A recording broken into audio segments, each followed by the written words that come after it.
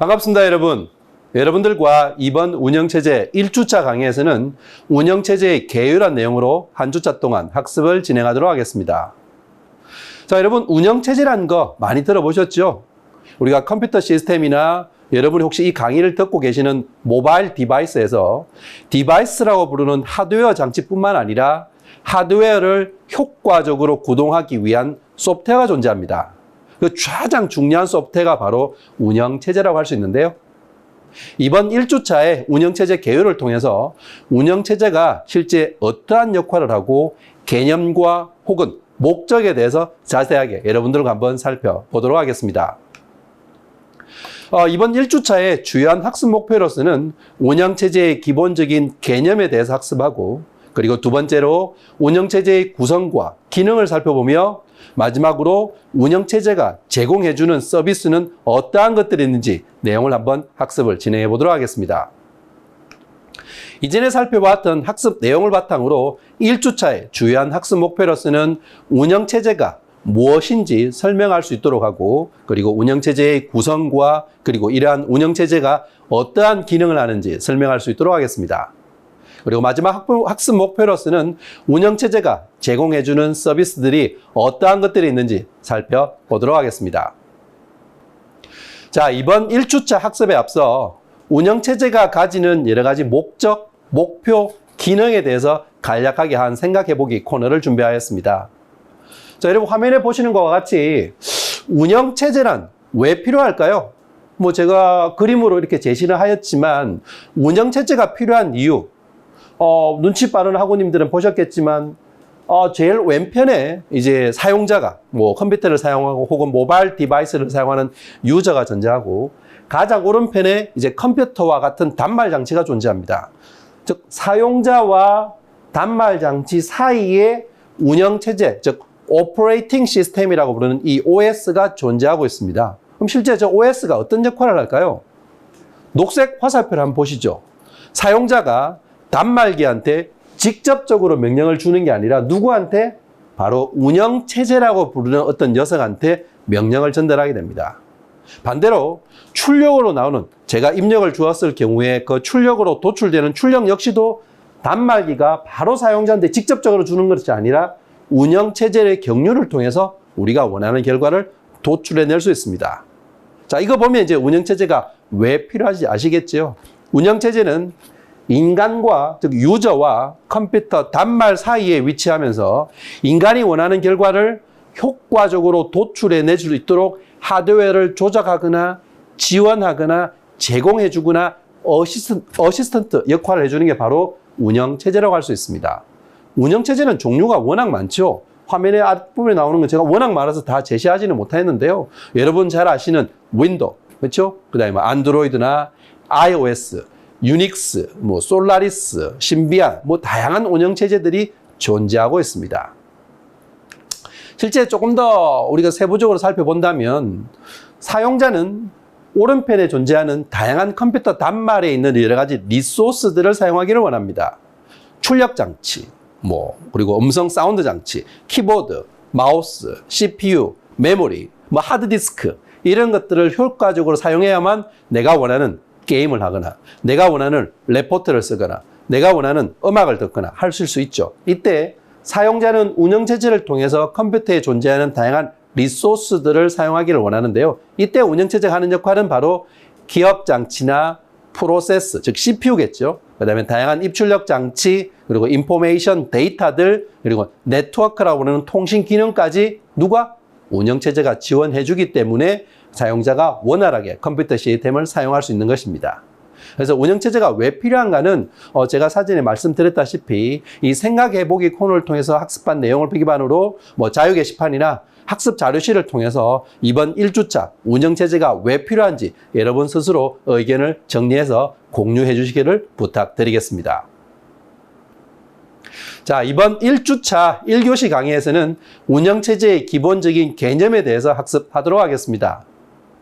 자, 1주차 우리가 1교시에 살펴볼 여러 가지 내용의 가장 기본적인 내용은 운영체제의 개요, 그리고 이런 운영체제의 목적과 역할, 그리고 운영체제가 실제 컴퓨터 리소스를 관리한다고 하지만 도대체 운영체제가 어떠한 컴퓨터 자원을 관리하는지를 살펴보고 마지막으로 현재 우리가 사용하고 있는 이런 운영체제 윈도우나 안드로이드나 iOS라고 부르는 이런 운영체제가 어떠한 과정에서 발달되어 왔는지 그러한 내용을 한번 살펴보도록 하겠습니다.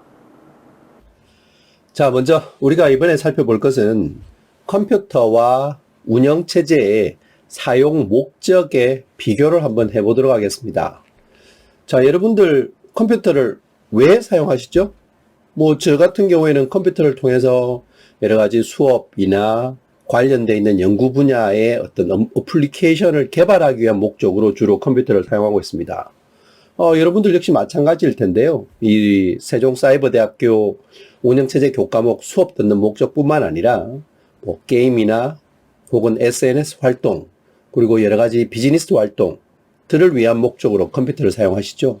그래서 실제 화면 보시다시피 실제 컴퓨터를 사용하는 목적은 뭐 다양하게 있습니다만은 여러 가지 중에 뭐 응용 프로그램을 실행하는 목적이 중요하다고 할 수 있습니다. 여기서 응용 프로그램은 다양한 종류가 있죠. 뭐 문서 작성이라든지 결제 상거래, 공장 자동화뿐만 아니라 등등등의 종류인 다양한 어플리케이션들을 적절한 입력에 대한 그 출력을 제공해주는 작업을 목적으로 컴퓨터를 사용하고 있습니다. 왜냐하면 우리가 컴퓨터를 사용하는 목적은 사용자가 그렇죠? 컴퓨터한테 어떤 명령을 줌으로써 우리가 원하는 결과를 도출해낼 수 있게끔 유도하거나 요구하는 목적이죠. 그래서 사용자가 해야 될 일이 있음에도 불구하고 어떤 특정한 컴퓨터가 이해할 수 있는 언어 셋 혹은 데이터 셋 형태로 컴퓨터한테 전달해서 컴퓨터가 그걸 대신 계산해서 사용자한테 피드백을 주는 목적으로 우리가 컴퓨터를 사용하고 있습니다. 자, 그럼 이때 우리 초기에 이제 여러 가지 학습 개요를 통해서 살펴본 바와 같이 운영체제의 목적은 실제 운영체제는 이 사용자와 컴퓨터죠. 컴퓨터 사이에 매개체 역할을 하는 게 바로 운영체제라고 말씀드렸습니다. 결국 사용자가 직접적으로 컴퓨터를 컨트롤하는 게 아니라 혹은 컴퓨터가 바로 사용자한테 피드백 주는 구조가 아니라 가운데서 운영체제가 전달해주거나 번역해주거나 환경에 맞도록 조정해주고 관리해주는 역할을 한다. 그게 바로 운영체제의 역할이었는데요. 자, 이 개념을 살펴보면 운영체제를 사용하는 목적이 뭘까요? 뭐 다양한 목적이 있겠지만 화면에 보시면 운영체제의 목적은 이용자가 사용하고자 하는 이런 다양한 응용 프로그램들을 좀 더 편리하고 효율적이고 그리고 안전하게 실행할 수 있게끔 도와주고 지원해주는 목적으로 운영체제를 사용한다 할 수 있습니다. 결국 운영체제란 것은 컴퓨터 하드웨어에 있는 여러 가지 로우 데이터를 이용자가 미처 인지하지 못할지라도 하드웨어에 있는 로우 레벨의 어떤 리소스나 자원들을 효과적으로 사용해서 사용자가 원하는 어플리케이션들의 소개의 목적을 실시간으로 빠르고 정확하고 신뢰성 있게 도출해낼 수 있는 역할을 지원해주는 것이 바로 운영체제의 사용 목적이라 할 것입니다. 자, 이런 개념, 리마인드 잘 인식하시고 실제 그러면 이 운영체제가 가지는 여러 가지 정의가 있는데요. 운영체제의 목적을 살펴봤으니까 운영체제가 가지는 정의에 대해서 한번 살펴보도록 하겠습니다. 자, 보시는 화면은 이제 운영체제의 정의입니다. 오퍼레이팅 시스템, 여러분이 사용하시는 윈도우라는 운영체제, 혹은 iOS라는 운영체제, 안드로이드라는 운영체제가 다르고 알고 계시죠? 이런 운영체제의 이제 정의를 조금 해본다면, 조금 뭐 사전적인 의미로 조금 디테일하게 정의를 해보는 것인데요. 먼저 운영체제는 컴퓨터 사용자와 컴퓨터 하드웨어 사이에 매개체 역할을 해주는 하나의 프로그램이다. 우리가 이전에 살펴봤던 운영체제의 목적과 동일하죠. 자, 이런 정의를 바탕으로 또한 응용 프로그램의 실행과 동작을 관리해주는 프로그램을 운영체제라고 부릅니다. 또한 이 운영체제의 정의로는 컴퓨터의 하드웨어를 관리해주는 프로그램을 운영체제랍니다. 결국 이 운영체제는 보시다시피 그냥 소프트웨어인 거죠. 하나의 프로그램으로 구성되어 있는 한 10만 라인 이상의 길이를 가진 하나의 프로그램, 랭귀지, 코드일 뿐입니다. 이 코드를 수행할 때 어떨 때 수행하냐면 이용자가 어떤 어플리케이션을 기동할 때마다 그 이용자가 원하는 결과를 효과적으로 도출해 내주기 위해서 어플리케이션들의 실행 과정을 지원해주고 도와주는 프로그램을 운영체제랍니다. 결국 이 운영체제는 컴퓨터 시스템에서 아주 중요한 요소일 수밖에 없겠죠. 만약 여러분 운영체제가 없다면 어떤 일이 발생할까요? 여러분 스마트폰 볼까요? 스마트폰은 안드로이드 OS나 iOS라고 부르는 이런 운영체제가 사전에 정의되어져 있고 설치되어져 있기 때문에 하드웨어에 있는, 즉 스마트폰의 디바이스에 있는 뭐 지문 인식 장치라든지 카메라라든지 여러 가지 터치 패널의 작동 혹은 스피커의 작동을 여러분 로 데이터를 건들지 않더라도 운영체제인 안드로이드와 iOS가 다 제어해서 조작해주고 관리해주기 때문에 여러분은 그냥 카메라 어플리케이션, 뭐 카메라 뷰어 어플리케이션, 지문 패드 어플리케이션, 그렇죠? 뭐 스피커 어플리케이션을 그냥 사용하면 되는 겁니다. 그래서 운영체제가 존재하지 않는다면 실제 운영체제 전에 이런 모든 어플리케이션들이 어떻게 하드웨어를 직접적으로 조작할 수 있도록 다 만들어져야 되겠죠. 그러면 어플리케이션 자체가 상당히 사이즈가 길어지고 충돌이 날 수도 있습니다.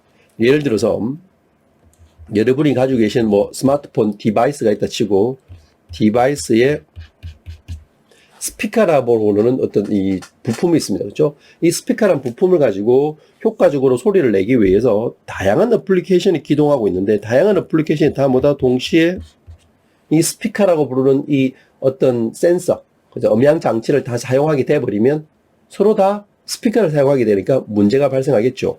서로 다 어플리케이션이 빨리 기동되기를 원하니까 이용자한테 이 어플리케이션 잘 돌아가네, 이 어플리케이션 신속하게 결과를 내어주네라고 효과를 보여주기 위해서 다 살아남을 수 있는 가능성이 높기 때문에 어떻게 하든 리소스를 빨리 자원을 쟁탈하려고 노력할 것입니다. 그렇다 보면 이 4개의 어플리케이션이 다 스피커 센서를 다 이용하려고 하니까 결국에는 충돌이 발생해서 제대로 원하는 결과를 도출해낼 수 없겠죠.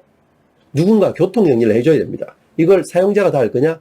불가능하죠. 어플리케이션 할 거냐? 어플리케이션마다 벤더사가 다 틀리기 때문에 불가능합니다. 결국에는 누구와? 중간에 모바일 디바이스나 스마트폰 디바이스, 뭐 휴대폰이나 PC라고 부르는 운영체 디바이스 내에 이런 운영체제라는 시스템이 관리하고 조율해주고 오가나이즈 해주는 그런 중재자 역할을 할 필요가 있다는 것입니다. 자, 이런 개념 여러분 이해하시고 그림을 한번 살펴보면 다음 보시는 그림 같이 컴퓨터 시스템의 구성 요소 그림입니다. 어떻습니까? 뭐 간단하게 컴퓨터 시스템 구성 요소 그림으로 살펴보는 그림인데요. 실제 뭐 여러 가지 그림으로 구성되어 있죠. 뭐 CPU가 어떤 작업을 수행하는 수행자일 뿐이니까, 그렇죠? 이 CPU가 있고, 그 다음에 다양한 하드 드라이브들, 뭐 하드 드라이브란 건 어떤 리소스가 될 거고, 그리고 어떤 작업을 수행할 때 필요한 램들 장치도 구성되어 있습니다. 지금 바로 이게 컴퓨터와 모바일 디바이스 개념인데요. 어떠세요, 여러분? 쫙 보시면 CPU가 하나의 어떤 작업자가 될 거고, 그렇죠? 이 CPU들이 실제 어떤 리소스라고 부르는 램이나 뭐 앞에 화면에 보이는 도구, 망치, 드라이버 이런 연장들을 가지고 어떤 장비를 가지고 있는 어떤 하드 드라이버에서 장치를 가지고 와서 선반에서 가지고 와서 내가 원하는 어떤 작업을 수행하는 거죠. 아마 이 CPU 작업자 같은 경우에는 어떤 건축가라는 개념을 딴 것 같아요. 자, 그 개념을 봐서 이제 우측편에 제 뒤쪽에 이제 배경이 나와 있는 그림인데요. CPU란 존재가 있고, 그렇죠? 이 CPU는 램으로부터 데이터를 가지고 들어옵니다. 데이터 결과를 다시 램으로 적재하거나 혹은 하드디스크로 적재하거나 램에 있는 데이터는 다시 하드디스크에서 적재하는 개념. 그래서 실제 이 개념 앞으로 계속 여러분 나오게 될 건데요. CPU가 어떤 작업을 수행하기 위해서는 하드디스크에 저장된 데이터를 램이라고 부르는 주기억 장치에 저장시켜 놓고 램에 있는 데이터를 CPU로 하나씩 갖고 오면서 어떤 작업을 수행하게 됩니다. 이제 계산 작업을 수행하게 되죠. 이게 일반적인 컴퓨터 처리 과정이라 할 수 있습니다. 자, 이게 이제 컴퓨터 시스템의 구성 요소를 살펴볼 것인데요. 먼저 구성 요소는 CPU, 그렇죠? 램, 하드디스크, 즉 보조기억 장치 등등으로 다양한 구성 요소를 나열해 볼 수 있겠죠. 하나씩 살펴본다면 컴퓨터 시스템의 구성 요소입니다. 가장 첫 번째는 하드웨어이겠죠. 실제 소프트웨어만 존재가 될 일이 아니잖아요. 하드웨어라고 부르는 어떤 디바이스 자체가 필요합니다. 그게 첫 번째 구성 요소입니다. 그래서 실제 이 하드웨어는 컴퓨터 시스템의 각각의 요소들이 되는데요. 대표적으로 CPU, 그 다음에 기억장치, 메모리, 보통 램이라고 부르는 기억장치, 다양한 입출력 장치, 키보드, 마우스, 스크린, 스피커, 다 이런 것들이 입력과 출력 장치에 속한다고 할 수 있죠. 그래서 컴퓨터 시스템을 이루는 하드웨어, 즉 물리적인 구성 요소를 이제 하드웨어라고 부릅니다. 자, 그리고 또 다른 컴퓨터 시스템의 구성 요소를 볼 것은 바로 운영체제죠. OS라고 부르는 오퍼레이팅 시스템입니다. 여러분이 지금 현재 사용하고 계시는 운영체제, 윈도우나 iOS나 안드로이드 운영체제가 바로 이런 운영체제죠. 윈도우 10, 윈도우 11, iOS, 그 다음에 유닉스, 리눅스, 다양한 운영체제가 존재하고 있는데요. 그냥 PC급, 서버급, 그 다음에 스마트폰 디바이스급, 다양한 운영체제를 나열해 볼 수 있습니다. 이 운영체제는 실제 다양한 응용 프로그램과 그리고 사용자의 요구에 따라서 컴퓨터 시스템이 구성되어 있는 물리적인 장치라고 부르는 하드웨어를 효과적으로 제어하는 데 사용하는 것이 바로 운영체제입니다. 그래서 DOS, 윈도우, 맥OS, 유닉스, 리눅스, 안드로이드, iOS 다 이런 것들이 다 대표적인 운영체제의 종류들이죠. 그래서 보시다시피 컴퓨터 시스템 구성 요소는 하드웨어, 그렇죠? 운영체제, 또 다른 시스템 구성 요소로는 이제 응용 프로그램들이 있습니다. 이 응용 프로그램들은 사용자가 사용하는 어떤 프로그램들이죠. 여러분도 쓰시는 것처럼 아리안글 프로그램, SNS 프로그램, 파워포인트 프로그램, 다 이런 것들이 이제 응용 프로그램들입니다. 그래서 응용 프로그램은 사용자들의 어떤 문제를 해결하기 위해서 작성되었는데요. 어떤 작업을 수행하기 위해서 하드웨어의 각각 자원을 실제 요구하기를 하는 응용 프로그램들입니다. 컴파일러나 데이터베이스, 게임들, 상업용 프로그램들이 대부분 다 응용 프로그램들이죠. 그리고 이제 시스템 구성 요소로 빼놓을 수 없는 게 바로 인간입니다. 사용자죠. 하드웨어, 소프트웨어, 그리고 프로그램들이 있으면 이걸 다루는 이제 사용자도 하나의 컴퓨터 시스템 구성 요소로 들어갑니다. 이 사용자라는 것은 실제 컴퓨터를 사용하고 이용하는 그 주체가 바로 사용자라고 할 수 있습니다. 사람이나 기계나 혹은 다른 컴퓨터가 되는데요. 이 기계와 다른 컴퓨터가 어떻게 주체가 되냐면 근래에 들어서는 인공지능이라는 이런 존재가 많이 존재하죠. 요새 보니까 IoT뿐만 아니라 IoB 다양한 센서들로 존재하고 있던데요. 그만큼 실제 어떤 칩에 인간이 개입함 없이도 인공지능이라고 어떤 알고리즘을 넣어서 주변의 상황에 맞추러 그의 적절한 제어와 명령을 수행하게끔 하는 것들, 이런 것들도 하나의 컴퓨터를 이용하는 주체들이라고 볼 수 있습니다. 자, 이런 컴퓨터 시스템 구성 요소까지 우리가 살펴봤는데요. 그럼 실제 우리가 사용자와 어플리케이션과 운영체제와 하드웨어가 부르는 이런 그림, 플로우를 한번 살펴보도록 하겠습니다. 자, 여러분 이제 앞에서 설명을 들었기 때문에 이제 컴퓨터 시스템의 구성 요소의 이런 하이라키컬 구조는 이제 충분히 이해할 수 있을 것입니다. 제일 위에 상위단에는 바로 사용자가 위치하고 있죠. 그 다음 단에는 뭐예요? 여러분이 직접 쓰는 거. 응용 프로그램들이 이제 2레벨에 존재한다고 할 수 있습니다. 사용자는 아리안글이나 파워포인트나 SNS 혹은 인터넷 익스플로러 브라우저를 통해서 여러분들이 원하는 결과를 수행하게끔 하는 거죠. 그럼 응용 프로그램은 사용자가 원하는 응용 프로그램을 예를 들어서 아리안글 프로그램이 있다 칠게요. HWP라는 한글 프로그램이죠. 한글 레포트 작성대로 많이 쓰시는 것들.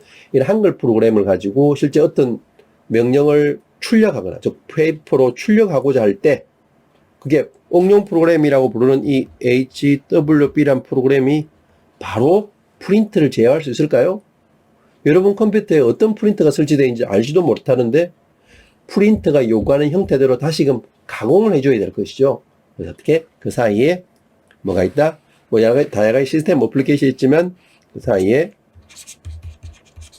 운영 체제가 존재하고 있습니다. 그래서 이 아리안글 프로그램은 운영체제에게 명령을 던져주고 그 운영체제는 응용 프로그램에서 전달받았던 그 데이터를 가지고 실제적으로 이제 바로 그 하위단에 있는 하드웨어를 제어를 하겠죠. 뭐 하드웨어의 다양한 프로그램이나 뭐 예를 들어서 하드웨어라면 뭐 프린터나 스크린이나 지금은 제가 아리안 그래서 어떤 프린트 출력 명령을 날리기 때문에 출력 명령에 맞는 어떤 디스크 드라이버를 찾아서 프린터 드라이버를 설치하잖아요. 드라이버를 찾아서 그에 맞도록 한글 프로그램을 변형하거나 포매팅해서 프린터 출력이 될 수 있도록 지원해 주는 게 바로 운영체제입니다. 제일 하위 단에는 하드웨어가 존재하는 겁니다. 이게 바로 이제 컴퓨터 시스템의 구성 요소의 이제 하이라키컬한 구조인데요. 아마 여러분 이제 이런 구조는 뭐 충분히 이제 눈에 익혀 들어오기 때문에 각각의 내용을 아실 것 같습니다. 자, 여기까지 해서 이제 운영체제의 목적과 정의죠. 우리가 지금 정의를 살펴보고 있으니까 운영체제의 정의 살펴봤는데요. 결국 다시금 요약하면 여러분, 운영체제를 사용하는 주요한 정의는 뭐예요? 왜 운영체제를 사용하죠? 사용자가 수없이 많은 응용 프로그램들을 사용하고 있습니다. 그래서 이런 응용 프로그램들을 좀 더 신속하고 빠르고 정확하게 명령을 도출해 내기 위해서 지원해주는 뭐다? 소프트웨어이다 라고 했습니다. 이게 운영체제의 정의이죠. 다음 페이지에서 이제 운영체제의 목적을 살펴볼 것인데요. 이전에 우리가 지금 화면에 보신 것처럼 이런 운영체제의 정의를 바탕으로 각각 단편적으로 하나씩 수행되는 게 바로 운영체제의 목적이라 할 수 있습니다. 그럼 다음 페이지를 통해서 운영체제의 목적에 대해서 여러분들 한번 살펴보도록 하겠습니다. 자, 다음 우리가 살펴볼 것은 바로 운영체제의 목적입니다.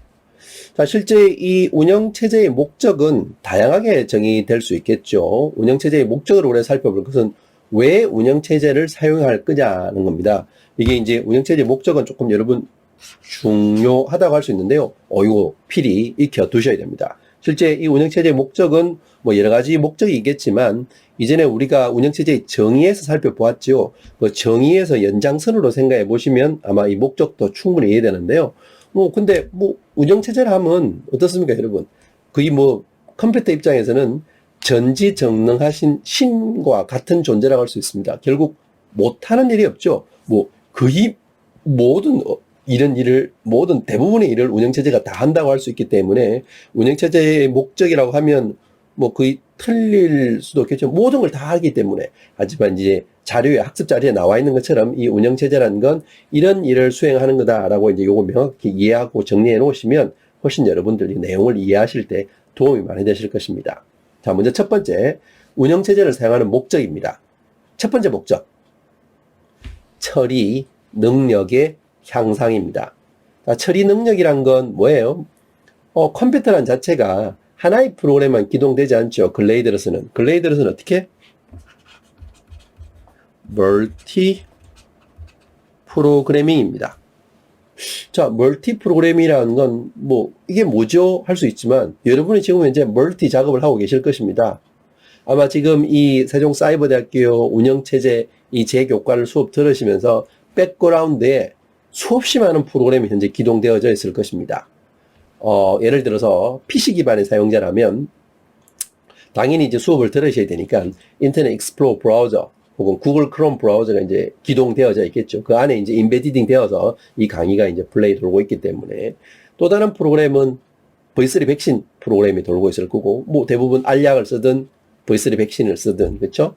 있으시다면 그 다음에 메모장 혹은 SNS 프로그램이 뒤에 백그라운드 같이 돌고 계실 거고 그 외에 무수히 많은 프로그램들 여러분이 이 수업 내에서 같이 이제 교환을 갖고 같이 보고 계신다면 PDF 혹은 PDF 뷰어 프로그램도 같이 이제 기동이 되어져 있을 것입니다. 어떻습니까? 실제 PC는 하나고 사용 주체는 하나지만 컴퓨터 CPU 내에서 상주에서 현재 프로그램이 돌고 있는 어플리케이션들, 이걸 프로세스라고 부르는데요. 이런 작업들이 무수히 많을 것입니다. 무수히 많은 작업들이 실제 사용자가 원하는 결과를 빨리금 도출해주려 하는 게 그러한 어플리케이션은 계속 컴퓨터 내에서 삭제되지 아니하고 오랫동안 쭉 사용할 수 있겠죠. 그만큼 운영체제의 목적은 사용자가 원하는 결과를 빠르금 도와줄 수도 있지만 많은 양의 프로그램을 효과적으로 수행해 줄 수 있도록 리소스 관리가 필요합니다. 여기서 리소스라는 건 하드디스크의 공간, 메모리, CPU가 제한되어져 있는데도 불구하고 다수 개의 어플리케이션들을 동시에 기동하고 동시에 생길 수 있는 리소스 할당, 리소스 분배 문제를 효과적으로 해줘야 되겠죠. 그래서 운영체제의 첫 번째 목적은 바로 throughput 향상입니다. 영어까지 익혀두십시오. throughput, 처리 능력의 향상입니다. 이 처리 능력의 향상은 뭐 일정 단위 시간 내에 처리할 수 있는 일의 양을 뜻하는 건데요. 당연히 처리 능력의 향상이니까 수치가 높으면 높을수록 그 결과는 좋아질 수밖에 없겠죠. 이게 첫 번째입니다. 자, 운영체제의 이제 두 번째 목적은 뭘까요? 뭐 화면에 나와 있는 것처럼 운영체제의 두 번째 목적은 바로 반환 시간의 최소화입니다. 혹은 반환 시간, 다른 혹자는 응답 시간이라고도 합니다. 그만큼 입력을 주었을 때 사용자가 원하는 결과, 아웃풋의 시간을 말하는 거죠. 그래서 실제 인풋이 컴퓨터한테 주어졌을 때 이 아웃풋 때는 전체적인 타임의 갭이 얼마의 차이가 있느냐, 각 컴퓨터의 퍼포먼스를 나타내는 중요한 거죠. 여러분 그렇지 않아요? 아래한 걸 예를 들어서 프로그램 레포트에서 와이퍼 한 장을 만든 다음에 출력하도록 프린트 버튼을 눌렀는데 이 출력에는 버튼이 그 프린트 나오는 시간이 프린트 늦은 건 둘째치고 컴퓨터 속도가 너무 오래 걸려서 그걸 보통 스플링이라는 작업인데요. 하나씩 이제 컴퓨터가 프린터한테 데이터를 이제 던져주는 이런 작업인데요. 이 시간이 너무 오래 걸리다 보니까 세워라 내고라는 거예요. 프린트 넣는 건 둘째치고 이런 것들은 처리 응답 시간이 너무 낮은 거죠. 그걸 올리기 위해서 여러 가지 작업들이 필요합니다. 메모리 공간을 늘리거나 혹은 뭐 컴퓨터 프린터 드라이버를 새롭게 설치해서 좀 더 속도를 빠르게 할 수 있는 방법을 찾아내거나 이런 것들인데요. 실제 반환 시간에 최소화를 하자는 것이 바로 이것도 운영체제의 목적이라 할 수 있습니다. 그래서 보면 이 반환 시간은 하나의 작업을 어떤 컴퓨터 시스템을 이용해서 스타트 한 시간부터 그 결과를 얻어낼 때까지의 전체적인 걸리는 시간을 바로 반환 시간이라고 합니다. 실제 이 반환 시간은 어떻습니까? 수치가 반환 시간은 낮을수록 속도가 빨리 나오는 거니까 그렇죠? 낮을수록 그 결과가 좋다고 할 수 있습니다. 자, 이게 이제 두 번째입니다. 그렇죠? 처리 능력의 향상 그리고 반환 시간의 최소화. 요거 킬이 익혀두시면 또 다른 목적이 있는데요. 운영체제를 사용하는 목적, 바로 세 번째 목적은 사용 가능도입니다. 이것도 뭐 하나 더 명칭을 붙이면 사용 가능도 향상이겠죠. 어차피 다 적극적으로 긍정적이니까 사용 가능도 향상이라고 할 수 있습니다. 사용 가능도는 유스입니다. 즉 사용자가 컴퓨터를 사용하고자 할 때 있죠. 여기도 사용자를 컴퓨터를 사용하고자 할 때 얼마나 빨리 사용할 수 있게끔 스탠바이 하느냐입니다. 혹시 여러분 부팅이라는 용어 들어보셨나요? 부팅. 컴퓨터를 이제 끈 상태에서 윈도우 로고가 나와서 윈도우 로고 그 시그널이 들리죠? 띠링 하면서 윈도우 나오고 그 다음 단계에서 이제 실제 윈도우 아이콘 뭐 윈도우 10이든 윈도우 11이든 윈도우 7이든 이런 로고가 보인 다음에 아이콘이 보이는데요. 그걸 이제 GUI라고 부릅니다. 그래픽 유저 인터페이스. 그렇게 화면에 딱 보이죠? 실제 그때까지 작업을 이제 부팅이라고 부르는데요. 실제 컴퓨터 전원을 온 딱 하고 나면 그 다음에 이걸 뭐라고 볼까요? 코맨드 환경이라고 볼까요? 코맨드 환경은 검은색 화면 있죠? 까만색 화면에서 이제 아직 그래픽 되어 있는 게 코맨드 화면에서 부팅이 끝나면 그 다음에 윈도우가 받아서 GUI 환경으로 넘겨주게 됩니다. 실제 부팅은 전원을 인가해서 윈도우가 개입하기 전까지의 요 단계를 바로 부팅이라고 부릅니다. 그래서 이건 운영체제가 도와주는 건 아니고 컴퓨터 내부에 컴퓨터를 실행하면서 사용자가 컴퓨터를 사용할 준비가 되어 있는지를 확인하기 위한 어떤 베이직 인풋 아웃풋 시스템이라고 하는 어떤 칩 안에 들어있는 명령을 한번 실행하는 겁니다. 이 컴퓨터에 메모리가 있는지, 키보드가 있는지, 출력 포트가 있는지, CPU는 별 문제가 없는지, 오케이, 별 문제가 없으면, 그 다음에 운영체제가 저장되어 있는 하드디스크의 일부분의 데이터를 CPU에서, 메모리에서 CPU로 가지고 온 다음에 화면에 GUI 아이콘을 쫙 이렇게 뿌려주는 거죠. 그렇죠? 그래서 실제 운영체제는 이 부팅이 끝난 다음에 GUI 환경으로 진입한 후 얼마나 빠르게 사용자가 컴퓨터를 사용할 수 있게끔 스탠바이 해주는 거냐. 그것도 운영체제의 중요한 목적이라 할 수 있습니다. 자, availability라고 부르는 세 번째 목적. 자, 그리고 운영체제의 이제 또 다른 네 번째 목적은 바로 신뢰도, 신뢰성의 향상입니다. 당연히죠. 여러분 컴퓨터 쓸 때 만약에 컴퓨터가 제대로 된 명령을 안 내려주고 혹시 틀리거나 정확하지 않는 명령을 낸다? 혹은 정확하지 않는 결과를 준다? 그럼 컴퓨터를 사용할 의미가 없겠죠. 그래서 신뢰도 향상은 시스템이 주어진 문제를 얼마나 정확하게 해결할 수 있는지 나타내는 것을 바로 신뢰도라고 부르는데요. 이게 바로 운영체제의 목적이라고 할 수 있습니다. 그래서 운영체제의 목적 네 가지 다시 이전 페이지로 한번 돌아가면요. 먼저 처리 능력의 향상, 두 번째 반환 시간의 최소화, 세 번째 사용 가능도 향상, 그리고 네 번째 신뢰도 향상까지. 자, 이거 여러분 익혀 두셔야 되는데요. 한글 용어뿐만 아니라 영어 약자들 있죠. availability, reliability, throughput, turnaround time. 이 영어 약자까지도 필히 익혀 두시기를 당부드리겠습니다. 자, 여기까지 해서 운영체제의 목적이고요. 다음 주는 이제 운영체제의 역할에 대해서 한번 살펴보도록 하겠습니다.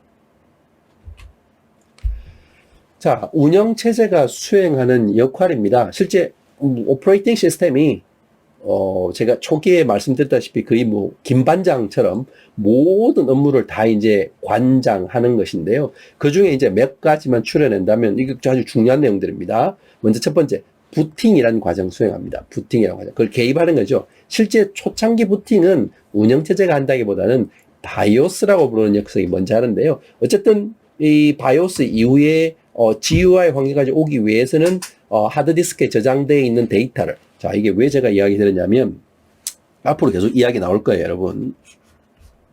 자, 사각형이 생긴 CPU입니다. 그렇죠? CPU가 수행되기 위해서는 메모리라고, 램이라고 부르는 데이터 공간이 있습니다. 부품 소자들입니다. 컴퓨터 내부에 들어가는 소자 있고, 그 다음 요렇게 생긴 게 HDD, 하드디스크입니다. 요즘은 이제 SSD라고 메모리 타입으로 디스크를 많이 쓰고 있는데요. 뭐냐, 하드디스크를 할게요. 여러분 프로그램을 설치하면 C 드라이브나 D 드라이브를 설치한다고 보통 이야기하죠. 그게 바로 이 하드디스크의 일정 특정 공간에 이렇게 저장이 되는 겁니다. 저장이 되면 이걸 실제 실행하려고 할 때는 하드디스크의 데이터를 램이라는 곳에 적재를 해야 됩니다. 적재가 끝나면 램에 있는 데이터를 CPU로 전달해주고, CPU는 이제 거기서 막 작업을 하는 거죠. 산술, 논리, 연산 작업을 꽁짝꽁짝 수행을 해서 그걸 결과를 다시 램한테 리턴을 해줍니다. 램한테 리턴이 끝나면 그걸 하드디스크에 다시 피드백을 해서 저장하거나 아니면 이 데이터를 출력 장치로 도출해내기. 이런 역할을 수행해주는 게 누가 운영체제가 다 도와주는 것이죠. 그래서 부팅 역시도 하드디스크에 저장되어 있는 운영체제, 초기에 설치하면 운영체제는 하드디스크에 저장되거든요. 저장되어 있는 운영체제 일부분을 제일 램이라고 부르는 제일 운영체제 OS 부분, 램의 가장 상위 부분인데요. 거기에 이제 OS 영역이 저장되고, 그 영역이 CPU로 전달되어서 우리가 원하는 그래픽, 유저, 인터페이스, 아이콘들, 윈도우 탐색기들, 인터넷 익스플로러 브라우저, 구글 브라우저 등이 이제 실행된다고 할 수 있습니다. 그래서 첫 번째 운영체제의 역할은 바로 이제 부팅이라는 겁니다. 다음은 여러 가지들이 워낙 많기 때문에 저장 매체 관리, 그리고 사용자 인터페이스 제공, 파일 관리, 컴퓨터의 여러 가지 리소스 관리, 그리고 프로세스 및 타스크 관리, 그리고 여러 가지 기타 통신, 보호 기능들을 수행하게 되는데요. 우리가 앞으로 이거는 운영체제 1주차 시간이니까 2주차부터 우리가 저 뒤에 있는 14주 가다 보면 지금 화면에 나와 있는 이런 역할들을 실제 어떻게 운영체제가 수행해 나가는지를 이제 하나씩 살펴보게 될 것입니다. 다음 페이지를 통해서 요 몇 가지의 내용에 대해서 한번 간략하게 살펴보도록 하겠습니다. 자, 보시는 화면은 운영체제의 여러 가지 이제 역할 중에 운영체제가 수행하는 부팅에 대한 역할입니다. 부팅은 컴퓨터를 수행해서 컴퓨터를 켜서 컴퓨터가 이제 운영체제가 최첨가로 도출을 낼 때까지, 화면에 보일 때까지 이런 과정을 이제 부팅이라고 하는 거죠. 그래서 이 부팅 과정을 살펴보면 컴퓨터 시스템을 시동하거나 재시동, 뭐 키거나 끄거나 하는 작업들을 이제 부팅이라고 부릅니다. 그래서 부팅은 운영체제를 하드디스크죠. 디스크에 저장되어 있으니까요. 하드디스크로부터 주기억 장치라고 부르는 램으로 적재시키는 과정이 바로 부팅하기 위한 여러 가지 작업 단계입니다. 자, 이 부팅 종류도 크게 웜 부팅과 콜드 부팅 두 가지로 나누는데요. 자, 뭐 똑같은 부팅인데 이게 웜은 뭐고? 웜은 따뜻한 부팅, 그렇죠? 콜드는 차가운 부팅입니다. 여러분, 냉정하게 차갑다는 게 뭐죠? 내가 미리 준비해 놓지 못한 거죠. 내가 미리 준비해 놓고 있다면 그거는 이제 웜 부팅이죠. 왜냐면 항상 내가 스탠바이 하고 있으니까요. 스탠바이 하고 있어서 언제 어느 시점에 어떤 일이 발생할지는 아니까. 근데 콜드 부팅 같은 경우에는 컴퓨터가 언제 꺼질 줄을 모르는 거예요. 갑자기 컴퓨터 꺼지는 거 콜드 부팅. 웜 부팅은 자, 이제 컴퓨터 끌 거야. 너 준비해. 준비해라는 건 메모리나 혹시 저장하지 않는 데이터들이 이런 거 있으면 미리 다 빨리빨리 저장해. 뭐 그런 의미가 될 수 있습니다. 그래서 보통 여러분 컴퓨터 끌 때 컨트롤 Alt Del 키 눌러서도 컴퓨터 끌 수 있죠. 근데 바로 꺼지지 않죠. 컨트롤 Alt Del 키 누르면 어떻게 됩니까? 너 정말 컴퓨터 끄고 싶어? 재시작할래? 라고 알림창을 한번 띄워주죠. 셧다운 명령도 마찬가지인데요.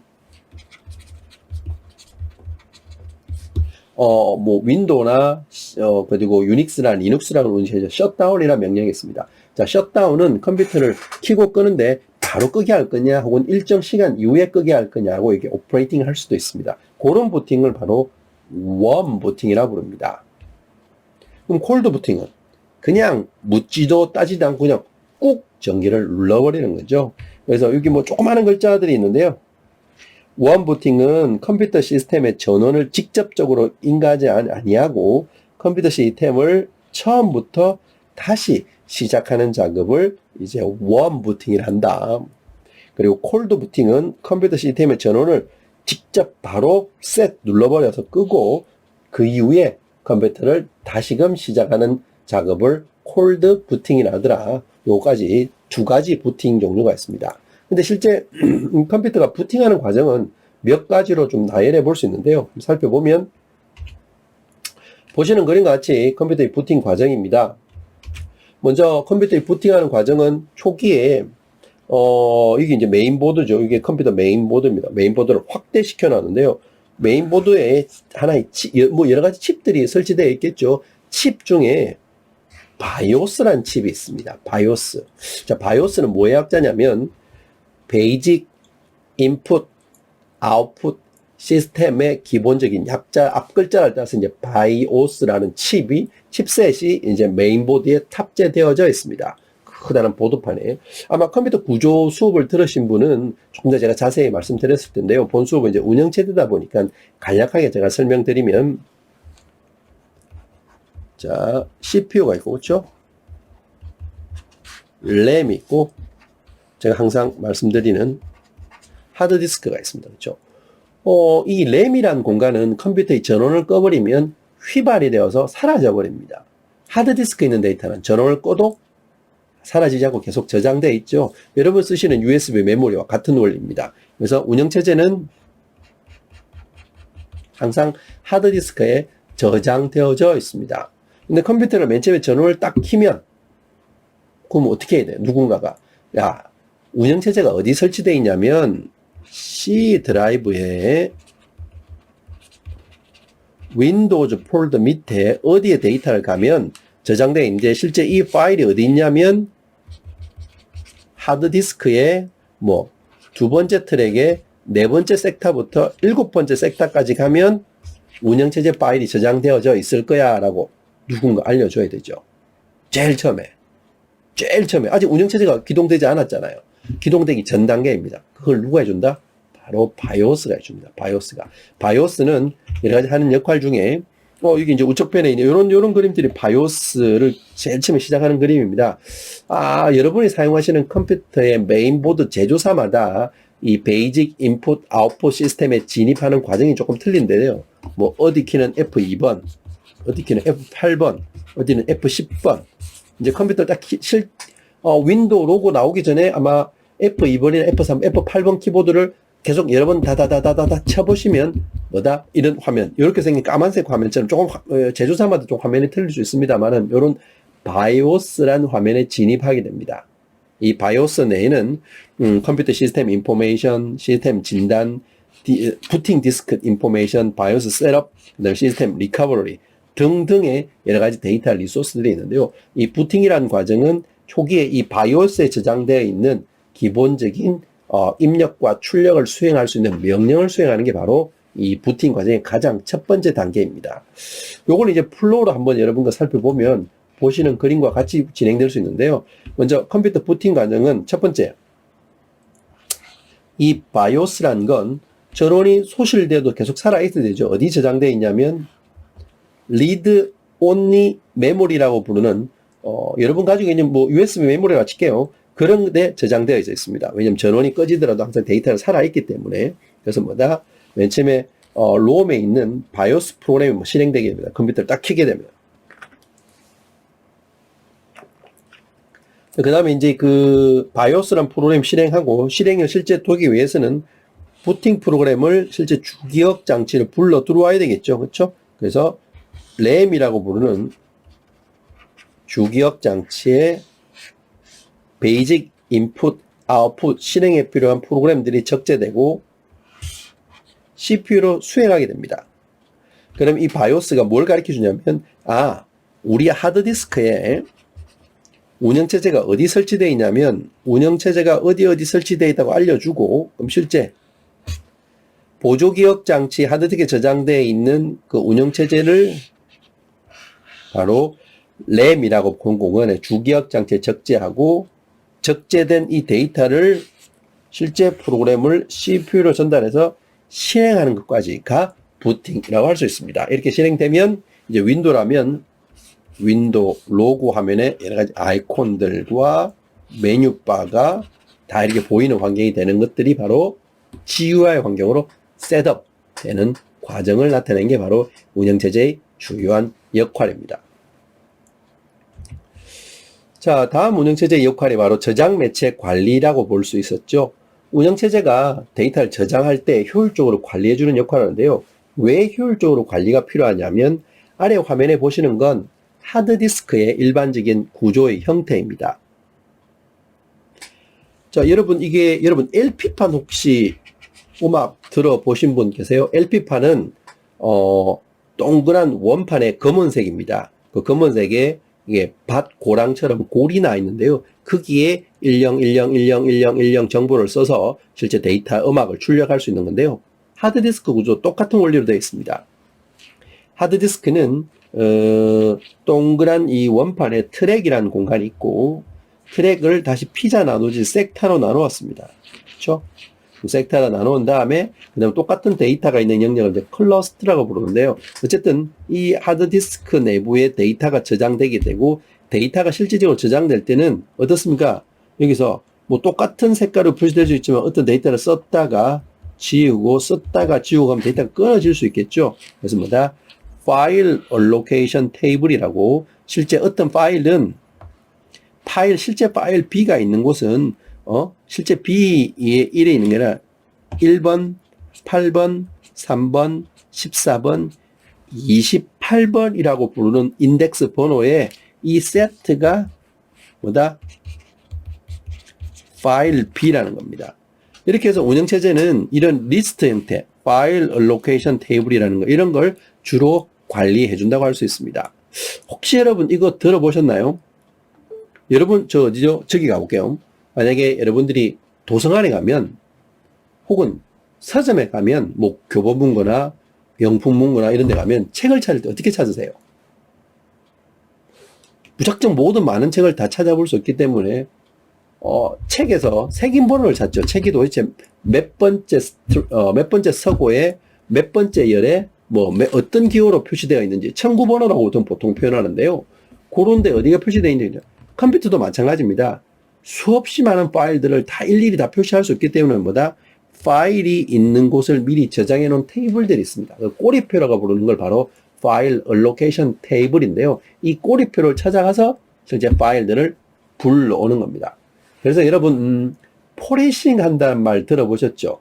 사이버 수사할 때 어떤 범죄에 연루되어 있을 때 하드디스크나 스마트폰을 이제 가지고 가서 포렌식 한다고 할 때 보통 일반적으로 파일은 이 포맷 한다고 하면 뭘 지우냐면 이 인덱스를 지우는 겁니다. 실제 파일은 컴퓨터에 다 남아 있는데 사용자는 파일을 안 보이죠. 왜냐하면 인덱스가 꼬리표가 날아가 버렸기 때문에 어떤 게 어떤 파일인지 알아낼 수 없지만 실제 포렌식을 하면 이 파일 알로케이션 테이블 같이 이런 것들을 원래 있는 로우 데이터 파일들을 찾아내는 거죠.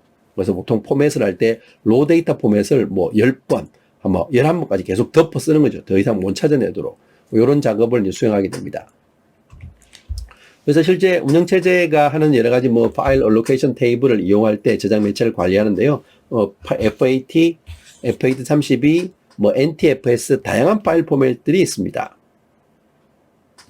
FAT는 도스라는 운영체제를 사용하고 최대 2기가에서 4기가까지만 사용할 수 있는 거 지금은 사용하지 않죠. FAT32 윈도우 98부터 사용하였는데요. 최대 4기가까지 인쇄하고 2TB까지 사용할 수 있습니다. 그래서 만약에 이제 윈도우 OS에서 32GB 초과 저장 연결할 때는 이제 FAT32 파일 포맷을 사용한다고 할 수 있습니다. 이후에 실제 이 32기가 초과될 때는 FAT31을 못 쓰니까 파일 포맷이 이제 변경이 돼야 되겠죠. 다른 포맷으로. 여러 가지 포맷들 중에 나온 게 이제 NTFS 파일 포맷이 있습니다. 윈도우 NT에서 사용되는데요. FAT보다 좀 더 우수하고, 왜냐면 큰 데이터를 표현할 수 있기 때문에 16TB, 256TB까지 사용하고 있다. 윈도우가 아닌 타 OS에서 NTFS로 포맷된 드라이브는 이제 더 이상 인식이 불가능하다. 인식되더라도 내부 파일은 읽을 수만 있고 추가로 기록할 수 없다. 지금도 예를 들어서 스마트폰, OS, 안드로이드 X, 리눅스 기기에서 읽기 전용만을 이용하기 때문에 호환성이 좀 낮은 파일 포맷이라 할 수 있습니다. 또 다른 파일 포맷은 Extended FAT, HPFS, Extended 2, Extended 3, 다양한 파일 포맷들이 현재도 지속적으로 등장하고 있습니다. 그래서 운영체제 목적 중에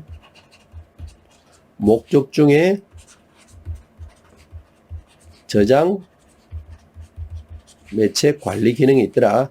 저장 매체는 어떠한 저장되는 파일들을 어디다가 저장할 건지, 관리는 어떻게 할 건지, 삭제는 어떻게 할 건지, 연결은 어떻게 할 건지, 이런 것들을 다 운영체제가 처리해주고 관리해준다는 의미입니다. 또 다른 운영체제의 역할은 바로 이제 사용자 인터페이스 제공인데요. GUI, CUI 이런 기능들이 바로 운영체제가 수행해주는 겁니다. CUI는 보시는 것처럼 Character User Interface입니다. DOS나 유닉스처럼 검은색 화면에 캐릭터만 직접 타이핑 쳐서 쓰는 명령어들. GUI는 그래픽이죠. 대부분 운영체제에서는 이제 다 그래픽 유저 인터페이스 제공해 주는데요. 이거 역시도 운영체제가 제공해 준다고 할 수 있습니다. 이런 사용자 인터페이스는 또다시 NUI라고 뉴트럴 유저 인터페이스처럼 좀 더 사용자에게 친화적인 인터페이스도 제공하고 있습니다. 터치 유저 인터페이스인데요. 오른쪽에 보시는 건 대표적인 영화 개념이죠. 이게 마이너리티 리포트의 한 장면입니다. 탐 크루즈가 그렇죠? 데이터 글로브라고 보는 어떤 장비를 써서 실제 어떤 컴퓨터 인터페이스를 주는 거죠. 실제 요즘은 저런 장비를 쓰지 않더라도 제스처 인식 혹은 음성 인식을 하거나 혹은 뇌파를 인식해서 컴퓨터한테 직접적으로 명령을 제어하거나 전달해주는 그런 기능도 존재하고 있습니다. 운영체제의 또 다른 역할로서는 바로 이제 컴퓨터 자원 관리의 역할인데요. 운영체제의 가장 중심 요소라고 볼 수 있는 게 이제 가장 중심에 있는 게 슈퍼바이저 혹은 커널이라는 부분이 있습니다. 가장 운영체제의 코어가 되는 부분인데요. 이렇게 컴퓨터 자원을 효율적으로 관리하는 것 역시도 운영체제의 역할입니다. 실제 CPU나 메모리나 여러 가지 디바이스가 이 OS 내에 포함되어 있는 이 커널을 통해서 어플리케이션과 커뮤니케이션 한다는 것이죠. 만약 운영체제가 없는 컴퓨터라면 모든 응용 프로그램들이 하드웨어를 직접 다 컨트롤해야 되지만 운영체제가 있기 때문에 응용 프로그램은 윈도우용 응용 프로그램이 있다면 하드웨어를 직접적으로 커뮤니케이션 할 수 있죠. 그래서 여러분 보면 어떤 어플리케이션 만들 때 어떻게 해요? 두 가지로 만들죠. 윈도우전과 iOS요. 두 가지 만드는 이유가 바로 이런 용도입니다. 어플리케이션 하나 만들 때 어떤 특정한 어플리케이션의 운영체제만 한다면 그 운영체제의 타겟에 맞도록만 만들어주면 그 다음 하드웨어를 컨트롤하는 일은 운영체제가 표준 API 형태를 가지고 있기 때문에 그 형태에 맞도록 데이터만 던져주면 운영체제가 다 처리한다고 할 수 있죠. 운영체제 역할 파일 관리 우리 앞에서 찾아봤죠. FAT를 등한 파일을 관리하는데요. 새 이름 부여, 백업, 파일, 복사, 파일 주기 이런 역할을 수행하게 되고 또 다른 운영체제 역할로서는 이제 프로세스 및 태스크 관리입니다. 프로세스는 이제 CPU죠. CPU, 태스크는 작업이라고 할 수 있습니다. 그래서 운영체제의 역할로서는 CPU가 여러 작업을 지속적으로 수행하기 때문에 효과적으로 제어하는 역할 그리고 작업 역할 역시 마찬가지로 어떤 작업을 수행할 때 언제 작업을 끝낼 건지 어떤 리소스를 제공해 줄 건지 이런 것들을 바로 운영체제가 수행하는 역할입니다. 이제 프로세스는 수행 중 하나의 프로그램을 말하고 타스크는 프로세스 내에 아주 작은 하나의 작업 단위라고 볼 수 있습니다. 그래서 실제 이 프로세스는 멜론, LOA, 카카오톡이라는 어떤 작업들이 존재하고 이 작업을 수행하기 위해서는 CPU로 작업이 전달되어야 되겠죠. 그래서 실제 멜론이라는 작업이 레지스트로 전달되면 멜론이라는 작업이 OS를 통해서 멜론 타스크, LOA 타스크, 카카오톡 타스크처럼 어떤 작업들이 생성된다고 할 수 있습니다. 그 외에 운영체제 하는 역할들입니다. 수없이 많은데요. 인터페이스 정의. 그리고 실제 수행하는 것은 사용자와 하드웨어의 어떤 공동 사용, 그리고 자원의 공유와 운영을 위한 여러 가지 스케줄링. 아마 앞으로 이제 스케줄링이 아주 많이 나올 건데요. 대표적인 스케줄링은 CPU 스케줄링, 그리고 CPU 스케줄링, 그 다음에 하드디스크 보조기억 장치 스케줄링, 그쵸? 그 다음에 작업 스케줄링, CPU 스케줄링, 작업 스케줄링 대표적인데요. CPU를 스케줄링 하거나 어떤 하드디스크의 보조기억 장치 데이터를 디스크 스케줄링이라고 부르는데요. 이런 스케줄링이 앞으로 쭉 나오게 될 것입니다. 그 다음에 입출력에 대한 보조 역할과 에러 처리, 그 외에 사용자들 간의 간섭 방지, 예를 들어서 그걸 인터럽트라고 부르는데요.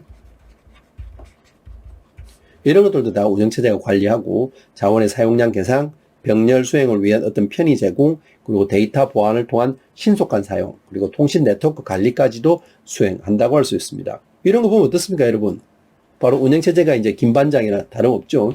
컴퓨터 내에서 운영체제가 거의 모두한 리소스를 다 관리하고 처리하고 있기 때문에 운영체제만 잘 알게 된다면 모든 응용 프로그램을 처리하는 데는 아주 대단한 어떤 역할과 결과를 도출해낼 수 있을 거라 생각됩니다. 자, 이렇게 해서 이제 운영체제의 역할까지 우리가 살펴봤고요. 다음에는 실제 운영체제가 바라보는 대상, 관리 대상은 어떠한 것들이 있는지 여러분들 한번 살펴보도록 하겠습니다. 자, 다음은 운영체제가 관리하는 관리 대상입니다. 실제 이 운영체제가 관리하는 대상은 가장 첫 번째로 중앙처리장치, 그리고 기억장치, 입출력장치, 그리고 파일이나 데이터 정보겠죠. 바로 그 이유는 컴퓨터 시스템 구성 요소 마찬가지잖아요. 그렇죠? 구성 주체가 되니까요. 앞에서 우리가 어플리케이션 이 UI 하이라키라는 걸 보신 것처럼 사용자가 있고 응용 프로그램들이 있고 시스템 프로그램인 운영체제가 있고 그 다음 하드웨어가 있고 어떤 유저가 응용 프로그램을 통해서 운영체제를 통해서 CPU로까지 가는 어떤 여러 가지 대상이 되는데요. 이런 각각의 하나하나씩을 이제 운영체제가 관리한다는 것인데 우리가 향후 주차 진행하면서 어떻게 관리하는지 살펴보도록 하겠습니다. 보시는 것은 이제 운영체제가 발전되어지는 발달 과정입니다. 실제 이 운영체제의 발달 과정이라고 하면 대표적으로 컴퓨터의 발달 과정을 빼놓을 수 없는데요. 첫 번째는 진공관, 이렇게 생긴 진공관 소자가 등장했죠. 다음은 트랜지스터라는 소자가 등장하였습니다. 이렇게 생긴 트랜지스터가 소자에서 컴퓨터의 부품 사이즈가 확 줄어들었는데요. 이때 이제 일괄 처리, 뭐 이런 운영체제, 초기에는 운영체제가 없었지만 그 다음 등장한 게 일괄 처리 운영체제라고 볼 수 있습니다. 다음 3세대 들어서 이제 등장한 게 바로 IC 기억 장치인데요. 이렇게 생겼습니다. IC 칩은. 이때는 조금 더 이제 컴퓨터 이 안에 여러 개의 트랜지스터가 같이 들어가 있는 거죠. 여러 개의 트랜지스터가. 훨씬 더 컴퓨터가 소형됐죠. 다중 처리가 가능한 시대였고 본격적인 운영체제가 등장했습니다. 왜냐하면 상업용 목적으로 필요하였기 때문에요. 그 4세대 들어서는 이제 고밀도 직접에러라고 뭐 초고밀도 직접에러 등장했는데요. 뭐 인공지능이라든지 실시간 처리, 온라인이라고 부르는 이런 처리 시스템이 등장하였습니다. 5세대 들어서는 뭐 이제 인공지능 시대, 인간지능화 시대가 등장한 시대라고 할 수 있는데요. 뭐 D-Wave라든지 IBM Q라든지 양자 컴퓨터, 뭐 클래식 비트가 2비트인 반면에 양자 비트는 뭐 2n의 모든 성, 0도, 1도 아닌 그 중간 단계까지 볼 수 있는 큐비트까지 등장하는 양자 컴퓨터입니다. 그래서 머지않아 이 양자 컴퓨터 시대가 도래하면 모든 계산의 모든 앞지를 수 있다라고 할 수 있는데요. 실제 뭐 보시는 그림처럼 4000 큐비트 양자 컴퓨터가 실제 비트코인 블록체인의 해킹이 가능하다라고까지 표현했는데 이건 뭐 실제 우리가 가상으로 좀 해봤지만 실제 이 링크에 들어가 보시면 신문 기사에도 나와 있는 내용입니다. 4000 큐비트 양자 컴퓨터를 가지고 블록체인에 여러 연결되어 있는 어떤 실제 키 지갑 사이를 추출해 버린 거죠. 그만큼 수행 속도가 워낙 빠르다고 할 수 있는데요. 미래에는 어떤 식으로 발달되어질지 우리도 예측하기 어렵다고 할 수 있습니다. 근데 이제 우리가 과거부터 현재까지 발달되어져 오는 운영체제의 과정을 잘 알고만 있다면 쉽게 예측해 볼 수 있겠죠.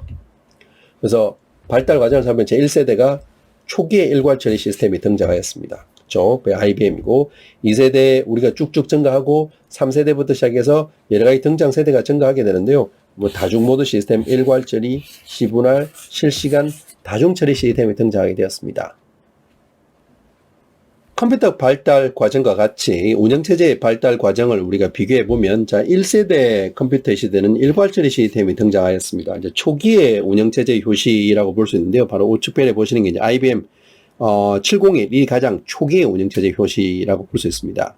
그래서 2세대에 들어서는 이제 운영체제 다음에 일괄 처리라고 부르는 시스템 다음에 이제 다중 프로그래밍, 시분할, 실시간이 가능하였고, 고급 언어로 운영체제를, 고급 언어라는 건 이제 실제 이용자가 아는 C 언어 같은 것들이죠.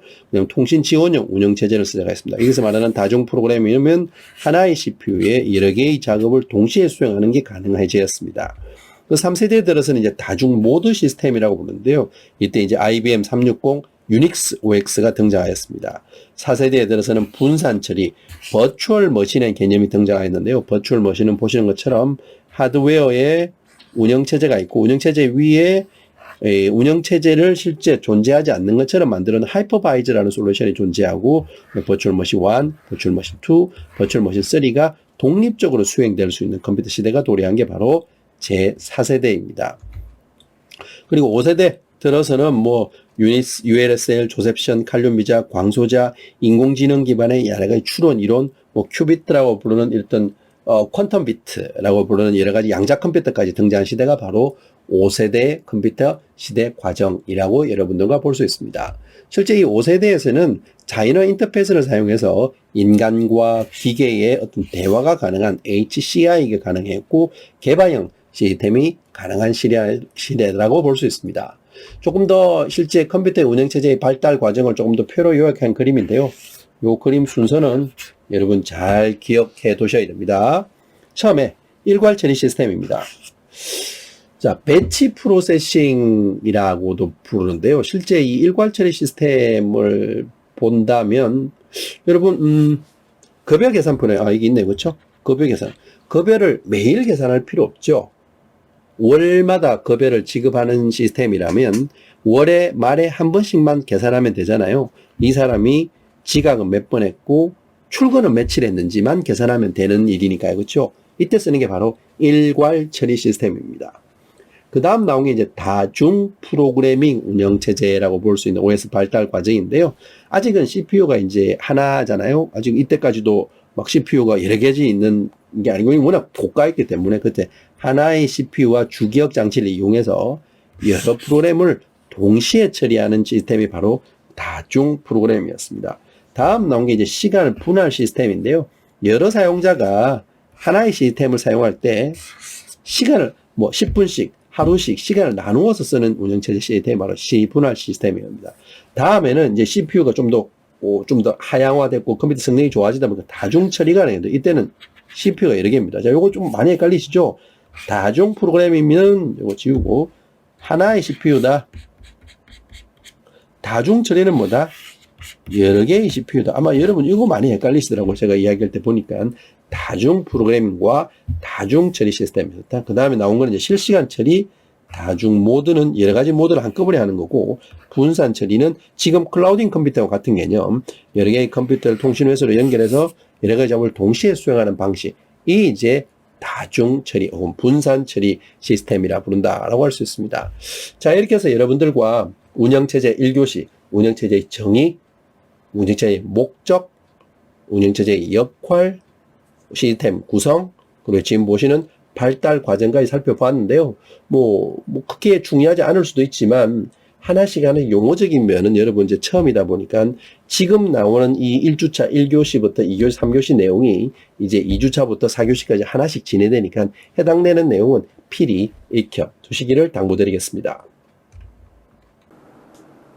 네, 이번 운영체제 1주차 두 번째 2교시에서는 운영체제의 구성과 기능에 대해서 살펴보도록 하겠습니다.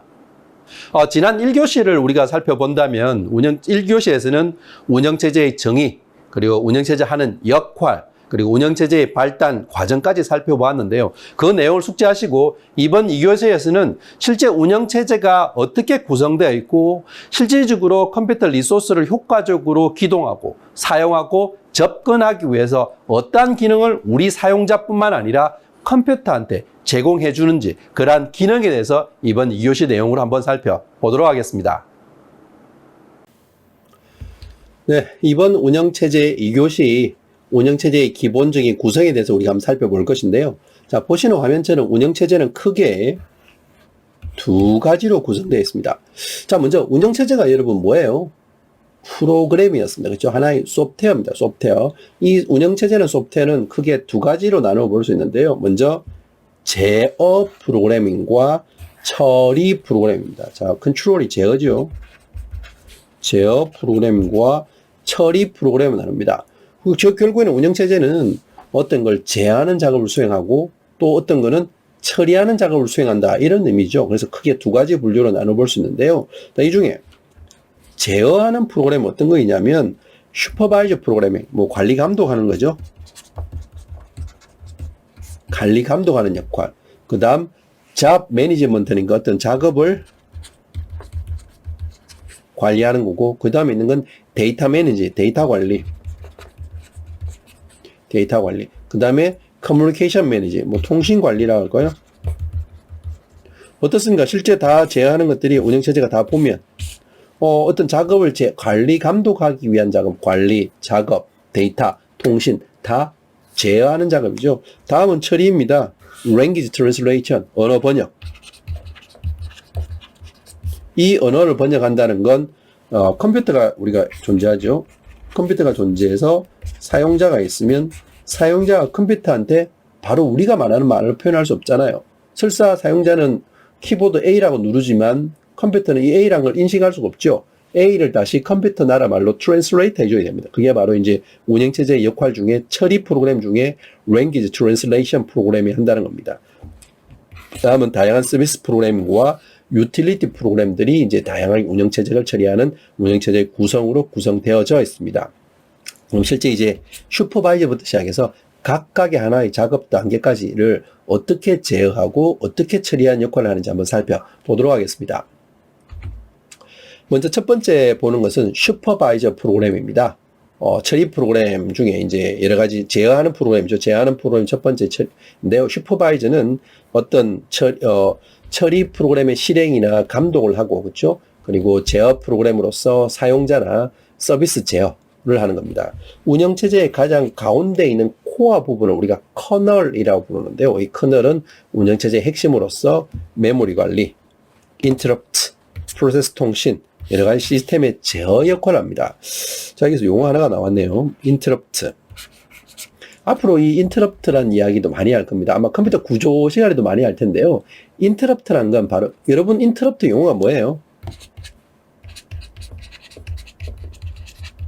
끼어들다, 뭐 가로채다, 뭐 이런 의미일까요? 아마 interrupt라는 의미 자체가 지금 여러분들이 운영체제 1주차 2교시 수업을 듣고 계시는데요. 아마 뭐 혹시 직장인이라면 직장에서 수업을 듣기가 곤란하니까 퇴근 후에 이제 집에서 이 강의를 듣는다면 아마 지금 시간이 저녁 시간으로 가정을 둔다면 저녁 식사 시간대일 거예요. 수업을 듣고 있는데 집에 계신 집에 부모님이나 혹은 집에 있는 여러 가지 식구가, 가족이 여러분들 식사를 하라고 이제 요구를 하는 거예요. 그러면 실제 갈등이 생기죠. 운영체제 강의 2교시를 다 듣고 갈지, 아니면 그냥 식사 후에 강의를 듣게 될지. 즉, 학업 중에 수업을 듣는 중에 누군가가 식사를 하라고 인터럽트를 걸은 거예요. 그런 것들이 인터럽트입니다. 컴퓨터에는 무수히 많은 인터럽트가 지속적으로 발생합니다. 마우스 클릭 이벤트, 키보드 클릭 이벤트, 백그라운드 프로그램 이벤트, 데이터 통신 이벤트, 메신저 이벤트, 다양한 이벤트가 발생하죠. 그래서 운영체제가 효과적으로 이 연속적인 이벤트를 관리해 주는 게 필요하다는 겁니다. 그 다음 운영체제의 또 다른 제어 프로그램, 관리 프로그램 중에 있는 게 바로 이제 작업 제어 프로그램이었죠. 작업 제어는 연속적인 작업 수행 명령을 해독하거나 준비하거나 모두 처리 결과를 내는 것들, 연속적인 작업 통제나 시스템 자원 할당이나 스케줄링을 담당하는 것 역시도 작업 제어 프로그램의 중요한 역할이었습니다.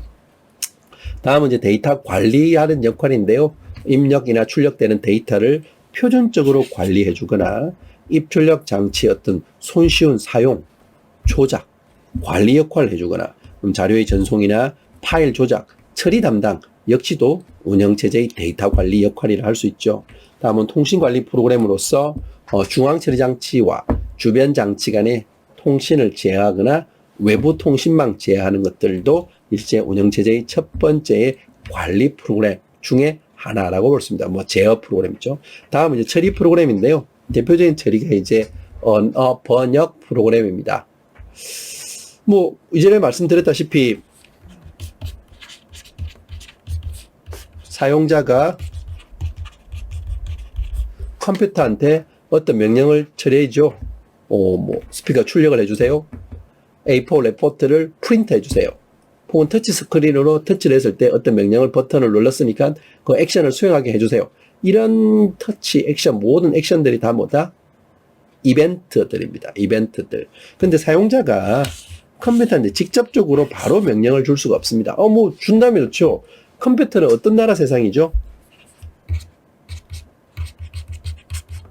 이진수 세상입니다. 그래서 0110101010 어떤 이런 비트 스트링으로 명령이 들어가야만, 비트라고 부르는 정보 형태의 명령이 들어가야만 컴퓨터는 그걸 명령을 가지고 산술, 논리, 연산을 수행해서 원하는 결과를 수행하게 될 텐데요. 근데 인간이 어떤 명령을 자체를 이런 비트 스트링으로 이해하기는 정말 어려운 일이잖아요. 그걸 누가 해주냐면 바로 언어 번역 프로그램이 해준다는 겁니다. 대표적인 언어 번역 프로그램이 이제 컴파일러, 어셈블러, 인터프리터라는 대표적인 언어 번역 프로그램이 있다. 각각 역할들이 있습니다. 역할. 아마 다음 주차에 쭉 나오게 될 텐데요. 그것도 중요한 내용이니까 익혀두시기를 부탁드리겠습니다. 또 다른 처리 프로그램, 이제 서비스 프로그램. 대표적인 여러 가지 서비스 프로그램, 이제 연계, 매크로, 로드, 정렬, 병합 등 대표적인 처리 프로그램입니다.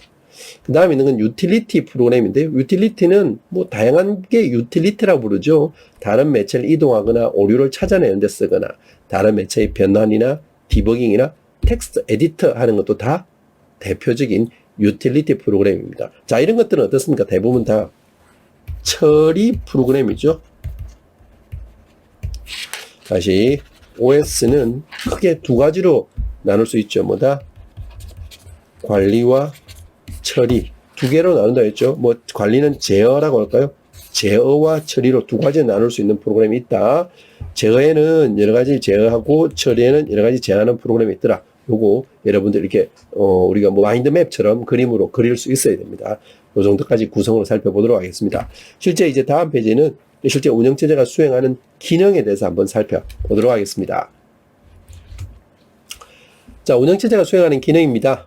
기능은 운영체제가 바라보는 관점에 따라서 조금까지 달라볼 수 있는데요. 첫 번째 관점은 자원 관리자 관점의 기능과 프로세스 관점의 기능과 그리고 계층 구조적인 관점에 따라서 운영체제 기능을 좀 달리 볼 수 있습니다. 그럼 하나씩 우리가 비교해 보면서 이게 관리자의 관점에 따라서 혹은 여러 가지 운영체제 기능에 따라서 어떻게 이 기능을 나누어 볼 수 있는지 하나씩 살펴보도록 하겠습니다. 자, 먼저 첫 번째 우리가 볼 것은 자원 관리자 관점입니다.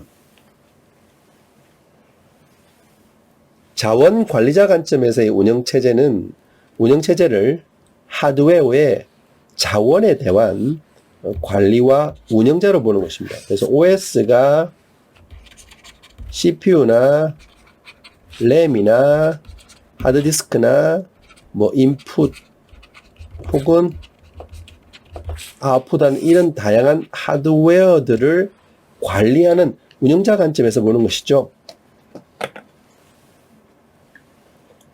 그럼 실제 운영체제가 해야 될 것은 이런 하드웨어 자원들의 현재 상태나 어떤 데이터를 기억하고 있는 장치의 스테이터스를 기억해야 되겠죠. 또한 어떤 CPU가 언제 어떤 자원을 얼마만큼 취하할 것인가 하는 정책을 수립해야 됩니다. CPU를 누가 얼마큼 쓸 건지, 메모리를 얼마큼 쓸 건지, 하드디스크를 얼마나 쓸 건지, 키보드는 얼마나 쓸 건지를 하고 그에 대한 운영체제 자원을 할당하고 자원 할당이 다 끝나면 자원을 회수해주는 역할을 바로 운영체제가 수행하는 것이죠. 이해하시죠? 실제 이게 자원 관리자 관점에 쓰는 게 대표적인 운영체제의 관점이라 볼 수 있습니다. 하드디스크나 메모리나 CPU의 이런 리소스들은 제한되어져 있습니다. 여러분이 메모리를 막 어마무시하게 사서 설치하실 수 없잖아요. 컴퓨터에.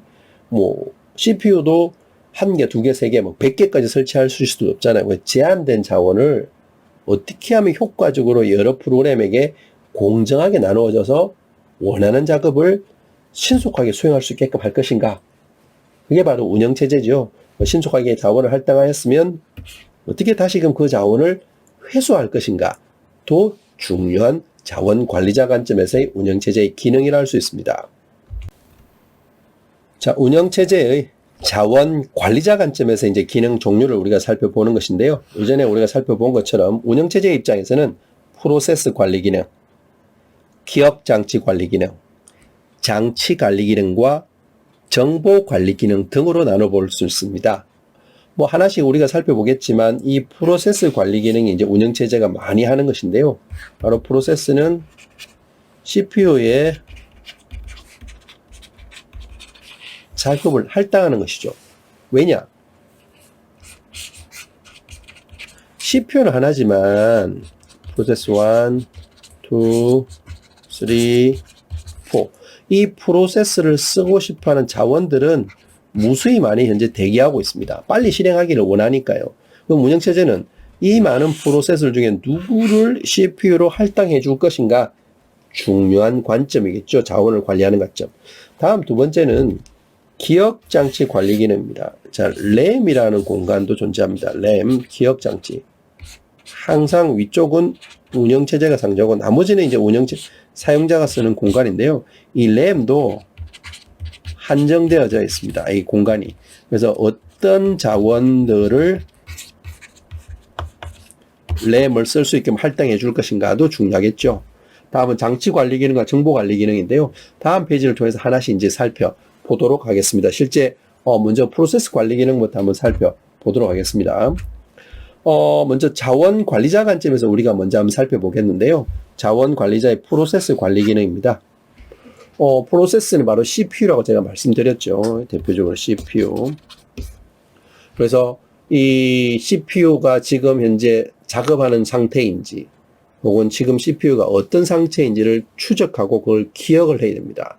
그래서 기억을 해서 실제 각각의 우리가 흐름이라고 부르는데 이 트래픽을 잘 보아서 지금 CPU에 너무 많은 작업들이 몰려 있어. 그럼 다른 작업들이 CPU에 진입하지 못하도록 잠시 대기해야 되겠죠.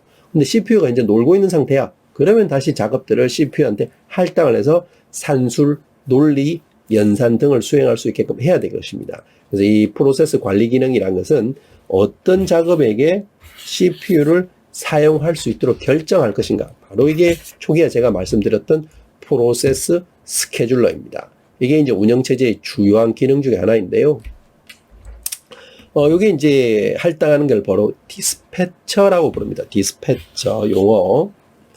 어떤 작업 공간에 P1, P2, P3, P4, P5라는 작업들이 현재 대기하고 있고, CPU가 있으면 운영체제 입장에서 자, 1번부터 5번 중에 어떤 작업을 CPU로 작업할 수 있게끔 넘길 거냐. 이 넘기는 과정을 디스패치라고 부릅니다. 그래서 필요한 하드웨어 레지스트를 셋업하고 프로세스에게 CPU를 할당하고 문맥을 교환하는 작업을 디스패치라고 부른다. 자, 여기서 새로운 용어도 하나 나왔네요.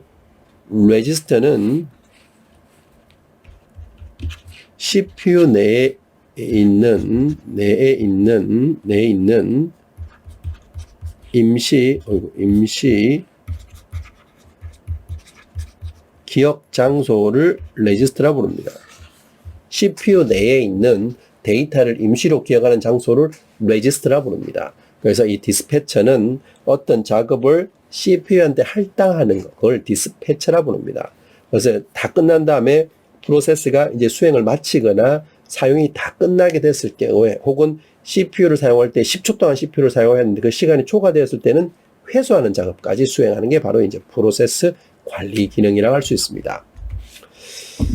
다음 이제 자원 관리 기능의 두 번째가 바로 기억 장치 관리 기능인데요. 이때는 이제 기억 장치의 상태, 추적, 기억도 마찬가지죠. 또한 어느 프로세스에게 얼마만큼의 메모리 리소스를 할당할 것인가, 그리고 프로세스가 기억 장치를 요구하면 얼마만큼 할당할 것이고, 더 이상 프로세스가 기억 장치를 사용이 필요하지 않는다면 프로세서로부터 그 메모리라고 부르는 데이터의 기억 공간을 회수하는 것까지가 기억 장치 관리 기능입니다. 또 다른 이제 기억 자원 관리 관점에서는 장치 관리인데요. 이거 역시도 채널이라고 부르는 어떤 입출력 전용 장치가 있습니다. 이 장치의 어떤 상태 추적을 하는 것들, 어떤 방법으로 장치를 효율적으로 제어해 줄 건지, 입출력 동작을 할당할 것인지, 자원을 회수할 건지도 운영체제의 주요한 관점이고, 그리고 정보관리 기능도 자원관리 기능의 주요한 관점인데요. 정보의 위치, 사용 여부를 하고 자원 할당, 그리고 자원 회수 등을 어떻게 하면 효율적으로 할 것인지가 자원관리자 관점의 운영체제의 기능이라고 할 수 있습니다. 자, 보시는 그림을 여러분 한번 살펴보면 운영체제를 프로세스 상태로 변화시키는 프로그램을 보는 것이 바로 프로세스 관점으로 보는 건데요. 자, 컴퓨터에서는 어떤 작업이 들어오면 작업 제시 단계, 그 다음에 잠시 대기하는 보류 단계, 준비하는 레디 상태가 있습니다. 상태가 이제 실행 상태는 CPU 작업을 받는 거고, 실행 상태가 끝나면 엑시트 상태. 실행하다가 만약에 입출력 같은 대기 시간이 긴 작업이 발생하면 대기 작업으로 들어가게 됩니다. 이런 단계를 지속적으로 반복적으로 사이클 하는데요. 아마 이 화살표가 대기 유다보다는 아마 이렇게 가는 게 이제 더 오를 겁니다. 대기에서 준비 단계로 가는 단계가 오르니까요. 이게 이제 프로세스 상태 모형이고, 이게 프로세스 관점으로 보는 겁니다. 지금 현재 프로세스 어떤 작업이, 여러분이 HWP라는 아리안글 프로그램을 실행하였을 때, 자, 이 프로그램이 현재 제시 상태냐, 준비 상태냐, 실행 상태냐를 보는 거죠. 이걸 관점으로 그림을 표현한 겁니다. 제시냐, 보류냐, 준비냐, 실행이냐, 대기냐, 완료냐. 요게 운영체제의 각각의 프로세스를 관점에 따라서 보는 거고, 요걸 그림으로 표현하면 이 그림입니다. 자, 이 여러분 중요한 그림인데요. 간단하게 자, 표현할게요. 여러분은 HWP를 더블 클릭했어요. 아이콘이 실행되겠죠? 자, 실행됩니다. 실행된다는 건 화면에 이제 아리안글 쓸 수 있도록 편집기가 뜬다는 것이죠. 실제 요 아리안글 이렇게 실행되기까지는 어떻게 CPU가 모든 작업을 처리해서 화면에 에디터를 뿌려줘야 됩니다. 근데 요 사이에 여러분이 더블 클릭 한 번만 했지만 이 사이에 엄청나게 많은 일들이 이렇게 일어난다는 것입니다. 자, 아이콘으로 여러분 HWP를 더블 클릭하였습니다. 그럼 더블 클릭하면 일단 HWP란 프로세스가 레디 상태에 오게 됩니다. 그럼 운영체제가 딱 보고, 자, 이 레디 상태, 즉, 아래한 거를 지금 방금 사용자가 아래한 거를 실행하기 위해서 더블 클릭 명령을 내렸어. 빨리 CPU야 실행해줘. 하면 어떻게? 레디 상태에 있는 이 작업이 운영체제가 딱 보고 어떤 우선순위가 높은지를 보고 이걸 실행 가능한 상태로 넘깁니다. 자, 이걸 뭐다? 디스패처라고 아까 부른다고 용어 말씀드렸죠. 디스패처. 실행 가능 상태로 넘깁니다. 준비 상태에 있는 작업을 CPU를 할당마다 실행하는 겁니다. 실행한다는 건 실행해서 화면에 HWP 에디트를 보여주는 것이죠. 근데 실행하는 과정에 여기에 만약에 프린터 명령을 여러분 프린터를 꾹 눌렀어요. 그럼 어떻게 됩니까? 프린트가 완료될 때까지는 굳이 HWP가 CPU에 있을 필요가 없습니다. 우리 입장에서는 1초, 2초지만 CPU 입장에서는 1초, 2초가 엄청나게 많은 일을 수행하거든요. 그때는 다시 뭐다? HWP가 블록 상태로 들어오게 됩니다. 자, 프린트가 완료되었어. 완료되면 다시 이게 뭐다? 레디 상태로 가게 됩니다. 완료돼서 그 다음 다시 에디팅을 한다면 레디 상태에 있는 작업이 다시 디스패치를 받아서 런 상태에 오게 되죠.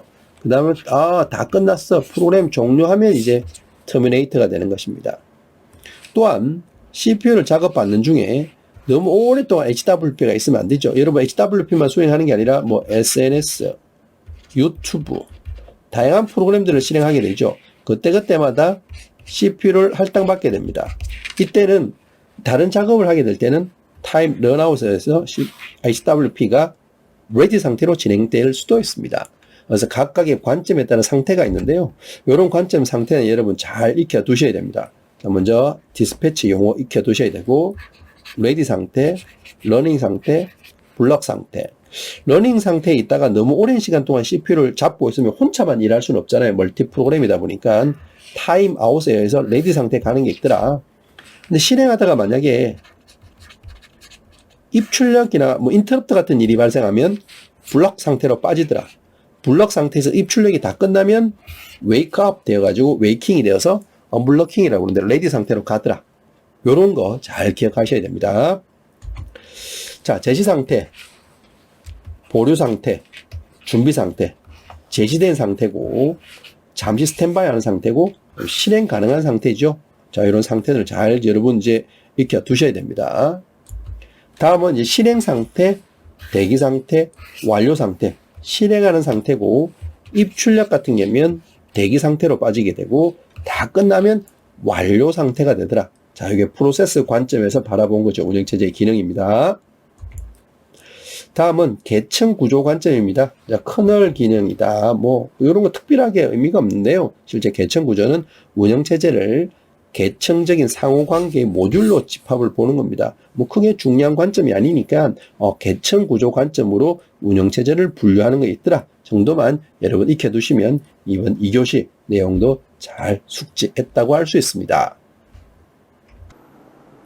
네, 이번 운영체제 1주차 3교시 강의에서는 운영체제의 서비스란 내용으로 강의를 진행하도록 하겠습니다. 운영체제가 제공해주는 서비스는 무궁무진하다고 할 수 있습니다. 여러분 이 세종사이버대학교 소프트웨어공학과 운영체제를 강의, 즉 이러닝 강의를 듣고 계시는데요. 즉 온라인 강의. 이거 역시도 운영체제가 통신이나 여러 가지 메모리, 리소스 자원들을 관리해주는 서비스를 제공해주기 때문에 이 온라인 강의를 수강할 수 있는데요. 그것뿐만 아니라 메모리, 뭐 자원 리소스들, CPU, 그리고 보조 기억 장치, 다양한 입출력 장치를 관리해주고 조작해주는 서비스가 바로 운영체제가 제공해주는 서비스라고 할 수 있습니다. 그럼 다음 페이지를 통해서 실제 운영체제가 제공해주는 서비스들은 어떠한 것들이 있는지 하나씩 살펴보도록 하겠습니다. 네, 운영체제 서비스는 무궁무진하게 서비스가 많이 있습니다. 뭐 서비스라는 게 다른 게 있습니까? 실제 운영체제가 우리께 제공해주는 어떤 혜택들은 모두 다 서비스가 될 수 있죠. 그래서 몇 가지 운영체제가 제공해주는 어떤 서비스를 제가 구분해 보았는데요. 먼저 첫 번째 운영체제의 서비스는 프로그래밍 수행입니다. 이것도 하나의 서비스죠. 우리께 제공해주는 거니까. 프로그램 수행한다는 것은 시스템은 프로그램을 RAM이라고 부르는 주기억장치 척제에서 실행할 수 있어야 하고, 그리고 운영체제는 이런 프로그램들이 정상적이든 혹은 비정상적이든 어떤 작업을 실행해서 끝낼 수 있도록 방법을 제공해 줘야 됩니다. 이것도 하나의 프로그램을 수행할 수 있는 서비스를 운영체제가 제공해 준다고 할 수 있죠. 그래서 실제 CPU가 있지만 이 CPU를 수행하기 위해서는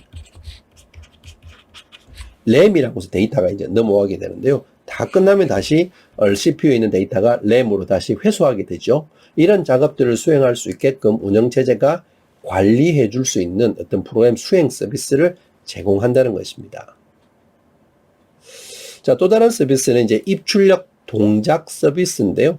어떤 수행 중인 프로그램이 만약에 입력이나 출력을 요구하는 프로그램 중에 프린트할 수도 있죠. 또 프로그램 중에 데이터를 입력을 요구할 수도 있기 때문에 그래서 입력과 출력을 요구할 경우에는 파일 혹은 입출력 장치가 이제 지정될 수가 있고 이런 지정을 도와줘야 되는데요. 예를 들어서 뭐 테이프나 화면이나 이런 것들을 제공해 줘야 되죠. 실제 사용자가 프로그램을 대신해서 운영체제가 실제 입출력을 동작하기 위한 방법을 운영체제가 지원해 줘야 된다는 것입니다. 세 번째 이제 운영체제의 서비스는 이제 파일 조작 서비스라고 볼 수 있는데요. 파일 시스템을 통해 프로그램을 이제 파일을 읽고 기록해야 되는 거죠. 그리고 또한 파일에 의해서, 이름에 의해서 파일을 생성하고 삭제될 수 있다. 그래서 파일을 수정하거나 삭제하거나 편집하거나 뭐 리네이밍하거나 이런 것도 다 운영체제가 제공해주는 서비스여야 한다는 것입니다.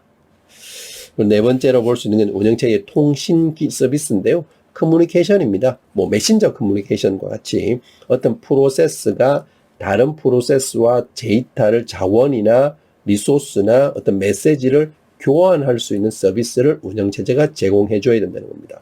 실제 통신은 우리가 여러분들, 저와 여러분들 사이의 커뮤니케이션은 제가 여러분들한테 SMS를 보내거나 이메일을 보낼 수 있지만 가장 좋은 효과적인 방법은 교과목 공지사항에 이렇게 게시해 놓는 거죠. 그럼 여러분들이 수업 들어올 때마다 그 공지사항을 보고 참여할 수 있기 때문에. 그래서 이 통신 방법은 공유 메모리 방법과 메시지 패싱 방법으로 볼 수 있습니다. 공유 메모리 방법은 조금 전에 보신 것처럼 뭐 제가 말씀드린 것처럼 게시판에 이렇게 걸어 놓는 거죠. 글을. 그래서 여러분이 들어오면 이 쉐어드라는 어떤 게시판을 통해서 학습 자료실을 통해서 데이터를 수치할 수 있는 게 있습니다. 메시지 패싱은 실제 메시지를 실제 여러분들한테 직접 패킷이라고 부르는 어떤 메시지 단위로 조그마한 잘게 나눈 단위로 여러분들한테 전달하는 이런 기능도 운영체제가 제공해 줘야 된다는 것이죠. 또 다른 운영체제의 이제 서비스는 에러 디텍션, 오류 탐지 기능입니다. 컴퓨터를 어떤 작업을 수행하다 보면 다양한 오류가 발생할 수 있습니다. 트러블 슈팅을 얼마나 잘하냐가 중요한데요. 실제 뭐 여러분의 조작의 실수, 사용자의 조작 실수 있고 데이터 전달되는 데이터 과정에서의 데이터의 어떤 여러 가지 리셋의 오류에 의해서 이제 뭐 문제가 발생할 수도 있고 그 외에 뭐 특별적인 뭐 데이터나 혹은 메모리 어떤 오류나 재산 과정의 실수 이런 것들이 다 오류가 발생할 수 있습니다. 그래서 이런 오류를 탐지하고 정정하고 이벤트를 알려주는 기능이 이제 운영체제의 서비스라고 볼 수 있는데요. 뭐 오류에는 뭐 CPU나 기억장치 오류, 보시다시피 기억장치, 메모리 오류 등이 있고 입출력 장치는 뭐 여러 가지 입력과 출력 과정의 오류, 사용자 프로그램 과정에 생길 수 있는 오류 등도 탐지할 수 있는 기능을 제공해 줘야 된다는 것입니다. 그리고 마지막 여러 가지 서비스들 중에 이제 한 뭐 자원 할당, 계정, 그리고 보호라고 부르는 서비스가 있는데요. 뭐 자원을 할당하는 것은 다수의 사용자나 다수의 작업이 동시에 실행될 때 그들이 가까이 실행될 때 오류가 발생하지 않도록 자원을 효과적으로 할당해 줘야 된다는 것이죠. 이 할당 역시도 운영체제의 관장하에 데이터를, 리소스를 효과적으로 할당해 줘야 된다는 것입니다.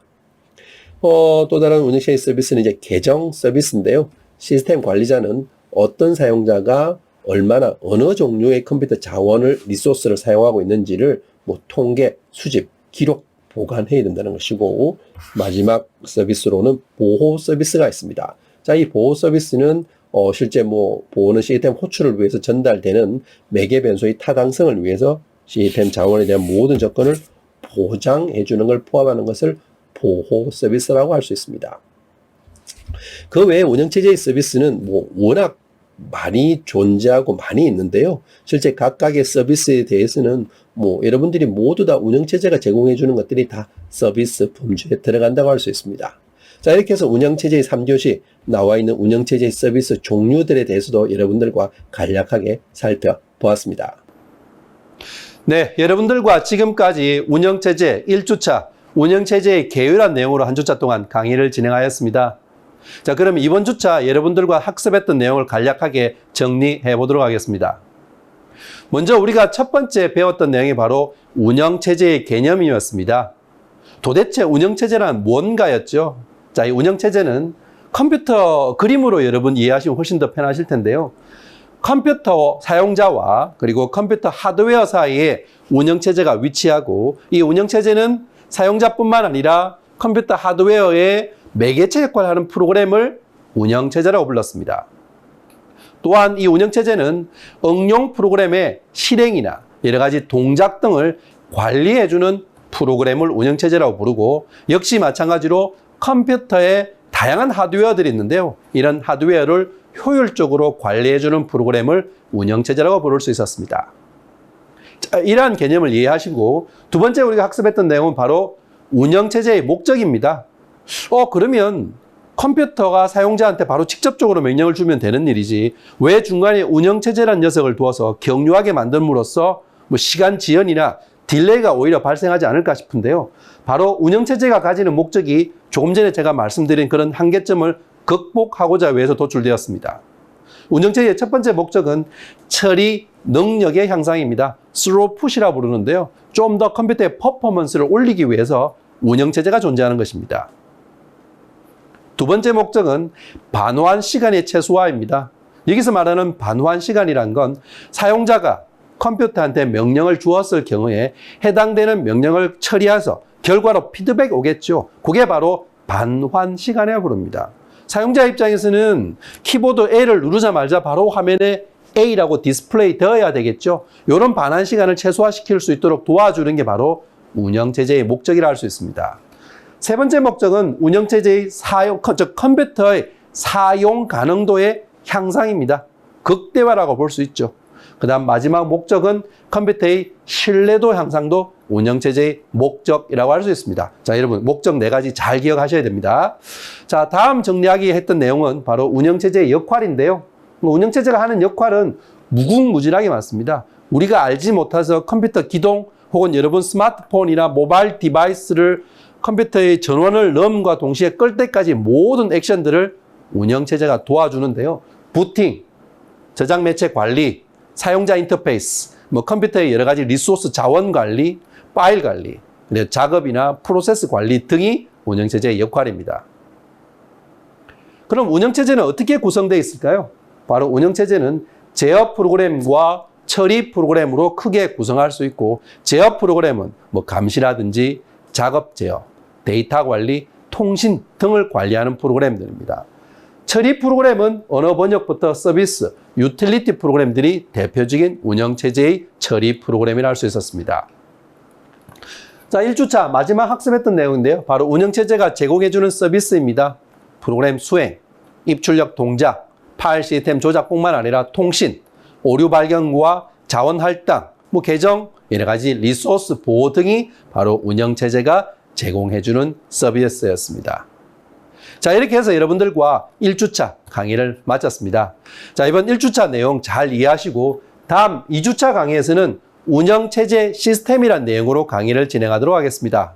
자, 2주차에서는 운영체제의 분류와 운영체제의 발전, 그리고 컴퓨터 시스템이 어떻게 분류되는지 이러한 내용으로 한 주차 동안 학습을 진행하도록 하겠습니다.